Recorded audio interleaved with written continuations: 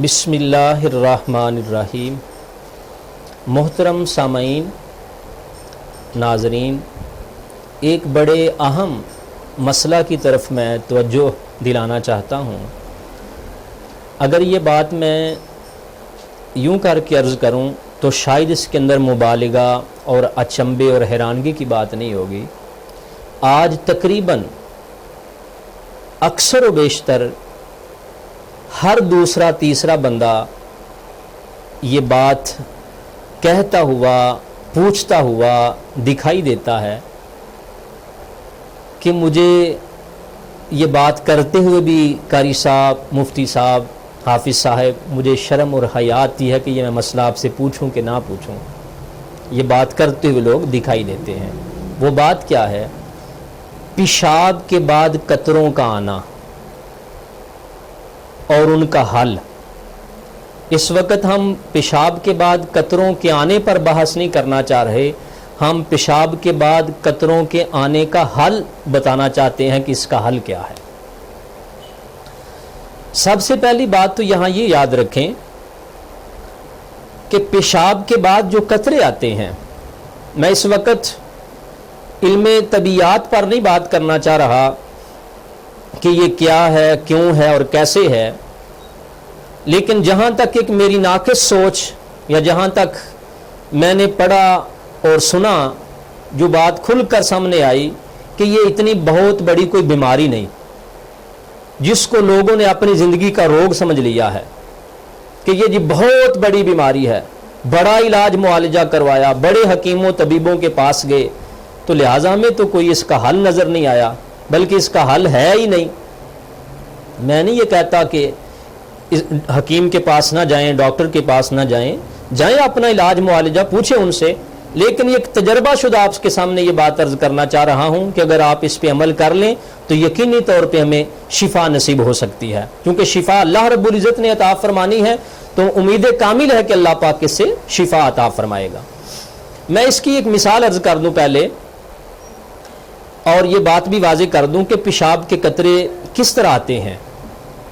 बाज़ औक़ात ऐसा होता है कि इंसान अपनी तरफ से ये समझता है कि मैं वाशरूम जाके पेशाब करके मुकम्मल तौर पे फारिग हो चुका हूँ, लेकिन होता क्या है, जैसे ही वो वाशरूम से बाहर निकलता है, एक दो कदम चलता है तो कतरा टपक पड़ता है, या खांसता है, खांसी आती है तो उसके साथ कतरा आ जाता है, या फिर झुकता है नीचे को वजनी चीज उठाने के लिए तो कतरा आ जाता है। तो उसके साथ क्या होता है? अब जाहिर है जिस्म पे लगा है, जिस्म नापाक है, कपड़े पे लगा है, कपड़ा नापाक है, तो अब एक नमाजी बंदे के लिए तो बहुत बड़ी उलझन बन गई कि क्या किया जाए। बाज़ औक़ात बंदा किसी ऐसे मौके पर होता है वहां कपड़े भी नहीं बंदा तब्दील कर सकता। तो इस हवाले से हम आपकी खिदमत के अंदर ये मसला अर्ज करना चाहते हैं। पहले तो मसला याद रखें कि हमारे दीन के अंदर हमारे फुक़हा ने हमें एक रायत दी है। वो रायत ये है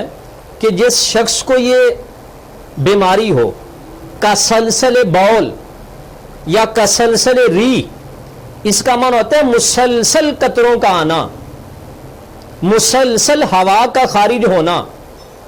तो उस बंदे के लिए हमारे बुजुर्ग, ये हमारे असलाफ, हमारी फ़िक़्ह की किताबें हमें ये तालीम देती हैं कि अगर किसी बंदे को तसलसल के साथ कतरे आते हैं या हवा खारिज होती है और वो उसको इतना भी टाइम नहीं मिलता कि 5, 10, 15, 20 मिनट भी उसको वक्फा नहीं मिलता कि उसके साथ वो नमाज अदा कर सके, तो उस शख्स के लिए हमारे फुक़हा ये लिखते हैं कि वो शख्स एक नमाज के लिए वुज़ू कर ले। फर्ज करें उसने जोहर की नमाज अदा करनी है तो जोहर के लिए उसने वुज़ू कर लिया, अब उसको 5-7 मिनट का भी वक्फा नहीं मिल रहा, तो हमारे बुजुर्ग लिखते हैं, फुक़हा ने लिखा कि अब वो शख्स क्या करे। फरमाते हैं जोहर से लेकर असर तक जितना वक्त है, इस वक्त के अंदर वो जो चाहे इबादत करे, चाहे कतरे टपकते रहें, चाहे जनाबे वाला हवा खारिज होती रहे, वो अपनी इबादत करता रहे। जैसे ही दूसरी नमाज का वक्त आएगा तो अगरचे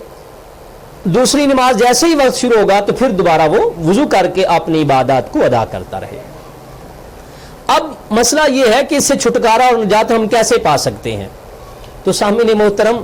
یاد رکھیں، فرض کریں ایک پانی والا نلکا ہے یا پانی والی وہ ٹوٹی، اس کے ساتھ ہم نے پائپ لگایا ہے پانی کو آگے لے جانے کے لیے، تو بعض اوقات کیا ہوتا ہے، ہم پیچھے سے نلکا تو بند کر دیتے ہیں، آگے پانی جانا بند ہو جاتا ہے، نلکا کھولا تھا پانی آگے چلا گیا، نلکا بند کیا پانی بند ہو گیا آگے جانا۔ لیکن ہوتا کیا ہے کہ پانی آگے تو نہیں جا رہا ہوتا، لیکن جب اس پائپ کو ہم اتار کے فولڈ کرتے ہیں یا اس کا رول بنانا شروع کرتے ہیں، اس کو لپیٹنا شروع کرتے ہیں، تو اس پائپ سے پانی ٹپکنا شروع ہو جاتا ہے۔ تو ہوا کیا کہ پیچھے سے تو پانی آنا بند رہ گیا تھا، لیکن اس پائپ کے اندر کچھ پانی رہ گیا تھا جو آگے اس کو نہیں جانے دے رہا تھا، وہ بہاؤ جو تیزی کے ساتھ آ رہا تھا نا، وہ بہاؤ بند ہو گیا، اب پانی آگے جا نہیں رہا۔ تو یہی آپ پیشاب کے قطروں کا ہے کہ اپنی طرف سے تو وہ فارغ ہو گیا پیشاب کر کے، لیکن اب وہ وین کی کمزوری کی وجہ سے یا مثانے کی کمزوری کی وجہ سے جو پانی کے قطرے بیچ رہ گئے تھے وہ آگے نہیں جا سکے۔ تو اس کو آگے لے جانے کے لیے دو طریقے ہیں۔ ایک طریقہ تو یہ ہے کہ جب آپ اپنی طرف سے پیشاب کر کے فارغ ہو جائیں تو ایک لوٹے کے اندر پانی بھر لیں۔ تو کیا کریں پھر اس پانی کو آپ نے پوری ایک جگہ کے اوپر تعین کر کے، جگہ کون سی کہ وہ پیشاب کی جگہ، جائے پیشاب کی جگہ جو ہے جہاں پیٹ کے ساتھ لگی ہوئی ہے، اس جگہ کے اوپر آپ پانی کو گرائیں، ایک دو لوٹا پانی کا صحیح دار باندھ کر اس کے اوپر پانی گرائیں آپ، تو اس سے کیا ہوگا، آپ کے مثانے کو ٹھنڈک پہنچے گی۔ جب مثانے کو ٹھنڈک پہنچے گی تو اس کے ساتھ وہ پیشاب کا آپ کو حاجت ہوگی اور وہ پیشاب کا قطرہ بڑی آسانی کے ساتھ نکل جائے گا پیشاب کے ساتھ۔ ایک تو یہ طریقہ کریں، روٹین بنا کے دیکھیں 2 4 5 10 دن کے اندر۔ اور دوسرا طریقہ یہ کریں کہ آپ کی کہ جو خصیتین ہیں، کپورے جو ہیں، ان کے نیچے جو وین پیچھے کی طرف سے آ رہی ہے، آپ اپنے بائیں ہاتھ کی فنگر کو تھوڑا سا پانی لگا کے گیلا کر لیں، اور اس پیچھے والے جو کپوروں کے نیچے اور خصیتین کے نیچے جو وین ہے نا، آپ اس کو یوں کر کے تھوڑا سا ایسے پش کریں گے تو بڑی تیزی کے ساتھ وہ قطرہ ٹپک کر باہر آ جائے گا۔ تو آپ کو کیا ہوگا کہ جو ہمارے ذہن کے اندر ایک بہت بڑا جناب والا فطور بنا ہوا تھا کہ اس کا حل ہی کوئی نہیں، اللہ رب العزت کے فضل اور کرم سے، پیارے آقا علیہ الصلوۃ والسلام کے صدقے میں امید کامل ہے کہ اللہ پاک ہمیں سے شفا بھی عطا فرمائے گا اور اس بیماری سے اللہ پاک ہمیں نجات بھی عطا فرمائے گا۔ اس عمل کو آپ کر کے دیکھیں، پھر یقینی طور پہ انشاءاللہ امید ہے کہ اللہ پاک پیشاب کے قطروں کا آنا جو ہے اس کا حل اللہ پاک ہمیں عطا فرما دے گا۔ اللہ پاک ہمیں شفائے کامل بھی عطا فرمائے اور دین کی صحیح سمجھ بھی عطا فرمائے۔